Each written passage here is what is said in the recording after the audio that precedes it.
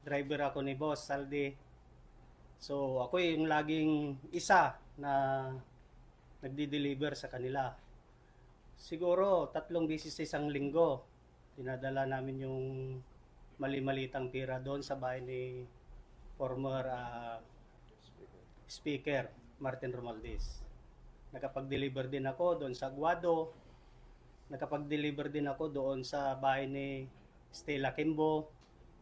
Nakapag-deliver din po ako doon sa bahay ni former Senator Trillanes. Yun po yung participation ko bilang driver ni Kong Saldi ko. Yung kay Trillanes po, anong dineliver nyo? Ang dineliver doon isang paper bag.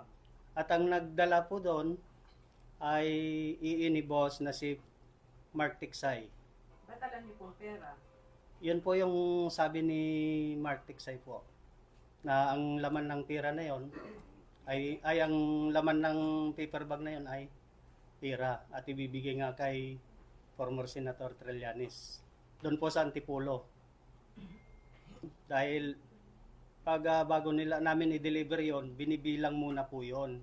Piniprepare ni Mark Tiksay or ni Paul Estrada yung mga pera na yon.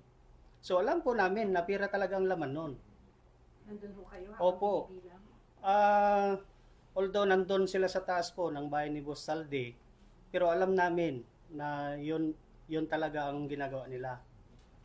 Minsan pa'y nasaksihan ko rin, pumakyat ako sa taas, dahil kami nga yung magbubuhat ng malita sa bahay ni Boss, dadalhin sa sasakyan. So nakita ko, yung ibang kasama ko, na binibilang ni Paul Estrada or si Mark Tiksay.